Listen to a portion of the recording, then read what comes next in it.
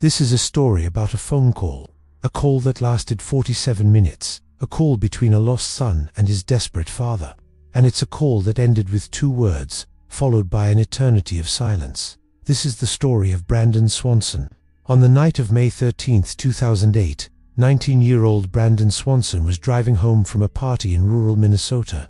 He was a good kid, responsible, just a regular college student on his way back to his parents' house, but he never arrived. Sometime after midnight, his car veered off a gravel road and got stuck in a ditch. He wasn't hurt. The car was stuck, but he was okay.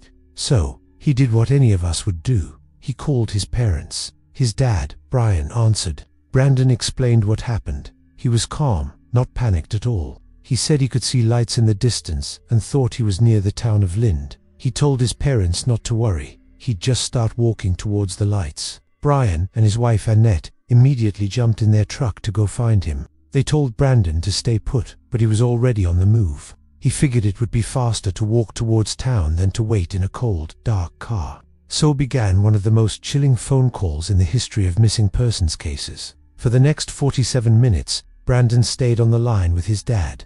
He walked through the pitch-black Minnesota countryside, describing what he saw. He mentioned climbing over fences, walking past fields, and following gravel roads. He was confident he knew where he was going. Meanwhile, his father was driving around the area near Lind, flashing his headlights, honking the horn, trying to signal his son. They were on the phone together, communicating in real time, yet they couldn't find each other. Brian would drive to a spot and honk, and Brandon would say he couldn't hear it. Brandon would yell, and his father heard nothing but the engine of his own truck. It was as if they were in 2 different worlds, separated by an invisible wall. As the minutes ticked by, Brandon's confident tone started to fade. He was getting tired, and the landscape he was describing didn't match the area his parents knew. He talked about crossing a small creek, hearing the sound of running water. The ground felt uneven, and the path was getting difficult. His father, growing more and more concerned, urged him to stop walking, to go back the way he came. But Brandon kept pushing forward, still believing he was close to the lights he had seen. They had been on the phone for what felt like an eternity. Brian was frustrated, lost, and scared for his son. The connection was clear, the conversation was continuous, but they were no closer to finding each other. Then, at 2:24 a.m., 47 minutes into the call, the conversation came to an abrupt, terrifying halt. Brandon suddenly let out an exclamation, "Oh shit," and then, nothing. The line didn't disconnect. The call didn't drop. It just went silent on Brandon's end. His father screamed his name into the phone. "Brandon, Brandon, what's wrong? Talk to me." But there was no reply, just dead air. For a horrifyingly long time, Brian Swanson stayed on that open line, yelling for a son who would never answer again. The next morning, a massive search began.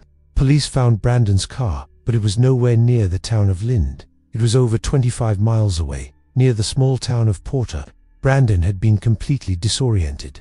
He had been walking in the wrong direction the entire time, deeper into the remote, unforgiving wilderness. Using the last known cell tower ping from his phone, searchers were able to narrow down a probable route he might have taken. The area was a maze of farmland, thick brush, and winding rivers. Search dogs were brought in. One dog followed a scent trail for 3 miles, leading from the abandoned car straight to the edge of the Yellow Medicine River. But then the trail just stopped. Divers searched the river. Volunteers on foot and on ATVs combed through hundreds of acres of fields and woods. They searched for days, then weeks, which turned into months, and then years. They found nothing, no body, no clothing, no cell phone, no wallet, no footprints past the river's edge. It was as if Brandon Swanson simply vanished into the cold night air. The leading theory is that Brandon accidentally fell into the Yellow Medicine River. The water was high and fast that spring, and the current would have been powerful. He could have been swept away in an instant. This would explain the sudden "oh shit" and the immediate silence. He might have slipped on the muddy bank and tumbled into the icy water, unable to cry out before being pulled under. But this theory has problems. The river was searched extensively, repeatedly, by experienced teams. Typically, a body will surface or get caught on debris downstream, but Brandon was never found. No part of him, or his belongings, ever turned up. How could someone vanish so completely? This has led to other, darker theories. Was he not alone out there? Did he run into someone with bad intentions? an accidental confrontation, or something more sinister? If so, why was there no sound of a struggle? Why would he just say, "Oh, shit," and then go silent? It doesn't quite fit. A person being attacked would likely scream, fight back, or say something more.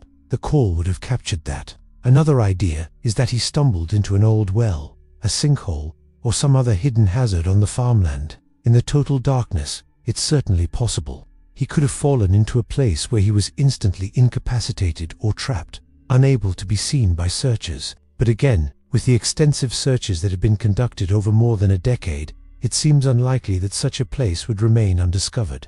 The most haunting part of this case is the phone call itself. We have a real-time audio recording, in a sense, of a person's final moments. We can trace his steps through his own words. We hear his confidence turn to confusion, and then a single moment of shock or surprise, and then the end. That open line is a symbol of the entire mystery. It's a connection that was never truly severed, yet the person on the other end was gone forever. His father was left holding a phone, listening to the sound of nothing, the ultimate proof of his son's absence. Today, Brandon Swanson remains a missing person. His family has never given up hope, continuing to search and raise awareness. But the Minnesota fields hold their secrets tightly. What happened in that split second after Brandon said those two final words? Was it a tragic accident, a misstep in the dark that led him into a river? Or did something else happen out there? Something fast and silent that left no evidence behind? We may never know the answer. Brandon's story is a chilling reminder of how quickly a life can be erased and how a simple phone call home can become a permanent, unsolved mystery. The silence that followed his last words continues to echo, a question with no answer, lost somewhere in the vast, dark landscape of rural Minnesota. Thanks for watching.